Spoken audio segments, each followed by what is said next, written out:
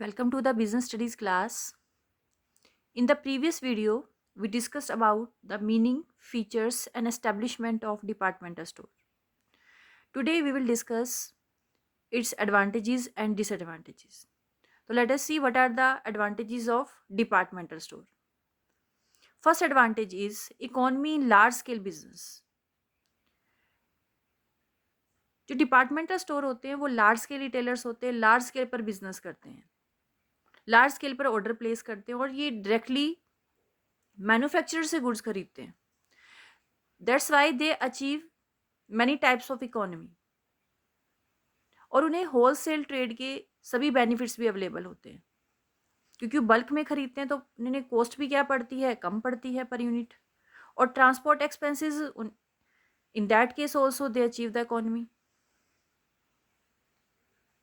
So that's why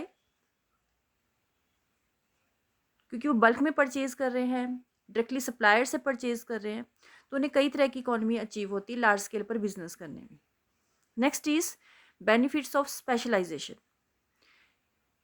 जैसे कि हमने डिस्कस किया था कि हर डिपार्टमेंट में का एक सेपरेट मैनेजर होता है to take care of that department. और ये जो मैनेजर्स होते हैं बहुत ही ट्रेंड, बहुत ही एक्सपर्ट होते हैं अपने काम में, जिन्हें अपने फील्ड की सभी नॉलेज होती है. जैसे एक सेल्स मैनेजर है, उसे सेल्स से रिलेटेड सभी नॉलेज होती है. तो अगर कोई पर्सन अपने फील्ड में एक्सपर्ट होता है, स्पेशलिस्ट होता है, तो उसका बेनिफिट उस ऑर्गेनाइजेशन को भी मिलता है जहाँ पर वो वर्क करते हैं.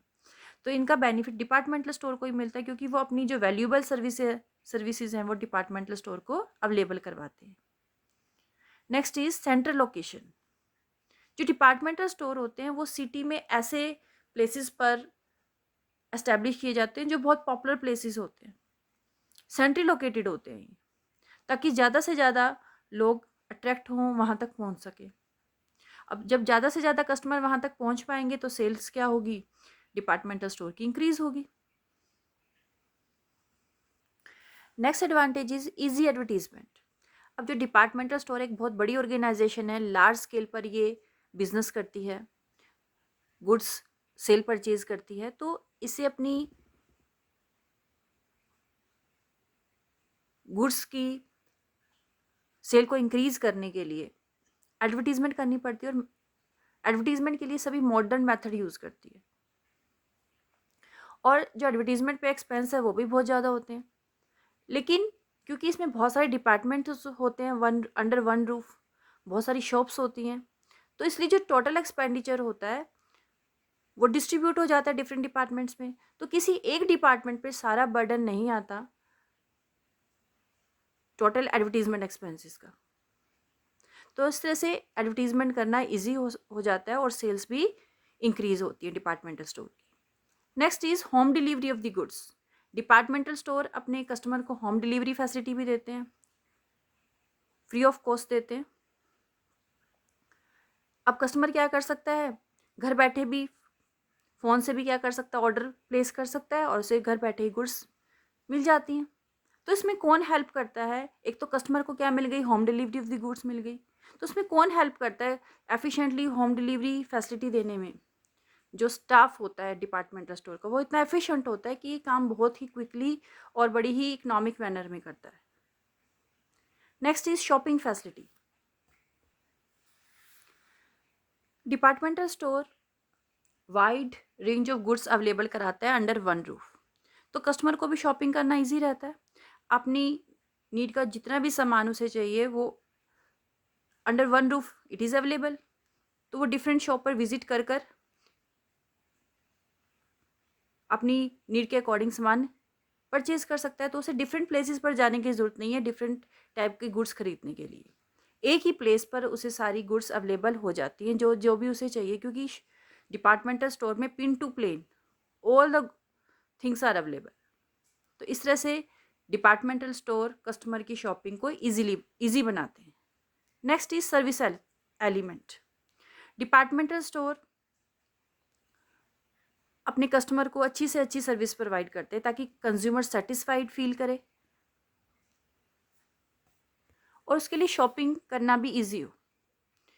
तो इसके लिए डिपार्टमेंटल स्टोर कई तरह की सर्विस अवेलेबल कराते हैं, लाइक लाइब्रेरी फैसिलिटी है, रेस्ट हाउस है, कैंटीन फैसिलिटी है, पोस्टेज फैसिलिटी है, टेलीफोन फैसिलिटी है, सब तरह की फैसिलिटी अवेलेबल कराते हैं अपने कस्टमर को और उनकी शॉपिंग को और एंटरटेनिंग इजी बनाते हैं।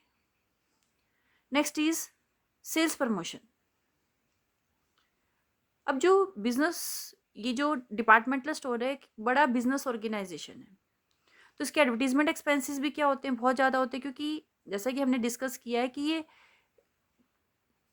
एडवर्टीजमेंट के सभी मॉडर्न मेथड यूज़ करते हैं, लाइक न्यूज़पेपर है, मैगजीन है, इंटरनेट है, आजकल तो इंटरनेट का टाइम है, ठीक है।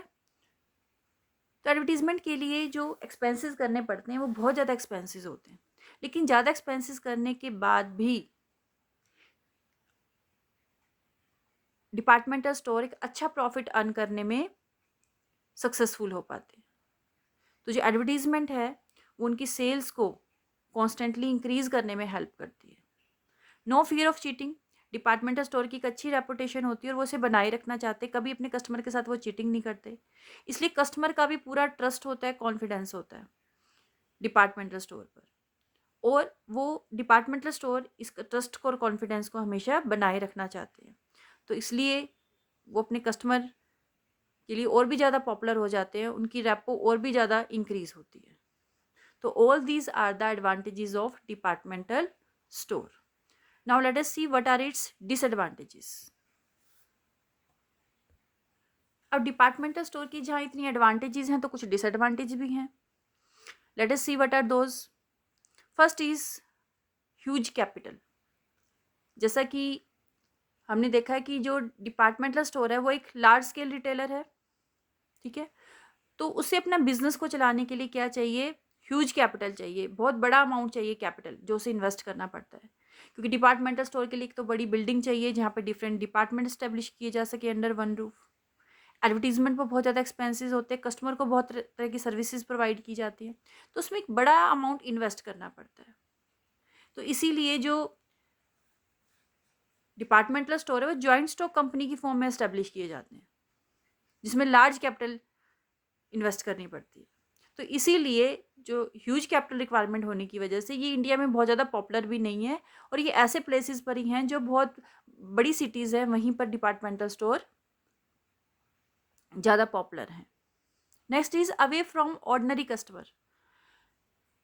डिपार्टमेंटल स्टोर ऐसे प्लेसेस पर एस्टेब्लिश किए जाते हैं जहां आसपास रिच पीपल रहते हो, तो ऑर्डिनरी कस्टमर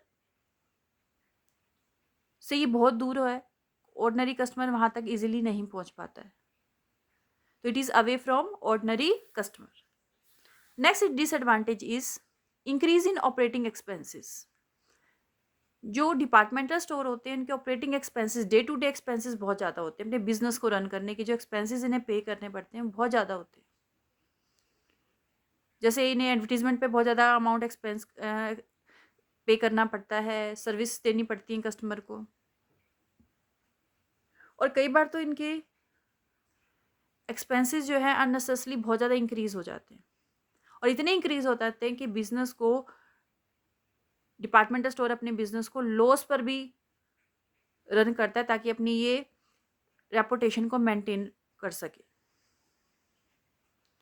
तो इस तरह से इसका एक बड़ा डिसएडवांटेज क्या है कि इसके ऑपरेटिंग एक्सपेंसेस बहुत ज़्यादा होते हैं और इवन लॉस पर भी डिपार्टमेंटल स्टोर को रन करना पड़ता है। Next is costly goods. Departmental store में जो गुड्स अवेलेबल होती हैं वो that is meant for rich people only, उन्हें पुअर पीपल अफोर्ड नहीं कर सकते, जो कॉस्ट होती है उनकी बहुत ज़्यादा होती है, बहुत कॉस्टली होते हैं वो प्रोडक्ट, तो इस तरह से उन्हें जो पुअर पीपल है वो उन्हें अफोर्ड नहीं कर पाते। Lack of personal attention. अब जो एक स्मॉल स्केल रिटेलर होता है वो अपने कस्टमर से डायरेक्टली डील करता है, उसका डायरेक्ट रिलेशनशिप होता है अपने कस्टमर के साथ, और कस्टमर की जो भी सजेशंस होती हैं, कंप्लेंट्स होती है, वो डायरेक्टली रिटेलर तक पहुंचती है। लेकिन जो डिपार्टमेंटल स्टोर है वो एक बहुत बड़ी ऑर्गेनाइजेशन है जहाँ यहाँ ओनर और कस्टमर के बीच में बहुत सारे एम्प्लॉयज़ हैं, क्योंकि जितने भी डिपार्टमेंट्स हैं डिपार्टमेंटल स्टोर में, शॉप्स हैं, वहाँ पर सब क्या एम्प्लॉयज़ काम कर रहे हैं, और कस्टमर एम्प्लॉइज से ही क्या करता है, उनसे ही डील करता है। जो गुड्स खरीदता है तो वो एम्प्लॉइज के कांटेक्ट में रहते हैं, ओनर के कांटेक्ट में तो रहते ही नहीं है। तो अपनी जो भी कंप्लेंट्स या सजेशन होती है वो किसे बताते हैं, अपने इनको एम्प्लॉइज को ही बताते हैं। तो इस तरह से जो कस्टमर की जो कंप्लेंट्स और सजेशन है वो डायरेक्टली ओनर्स तक नहीं पहुंच पाती है। और एक अच्छे रिलेशन जो एक स्मॉल रिटेलर के बन पाते हैं अपने कस्टमर के साथ, वो डिपार्टमेंटल स्टोर अच्छे रिलेशन बनाने में सक्सेसफुल नहीं हो पाता। क्यों? क्योंकि जहाँ कस्टमर और ओनर के बीच में क्या है, बहुत ज़्यादा डिस्टेंस है, that's why. Next is lack of credit facility. जो डिपार्टमेंटल स्टोर होते हैं उनकी सेल्स कैश सेल्स ही होती है, ये अपने कस्टमर को क्रेडिट फैसिलिटी नहीं देते कभी भी।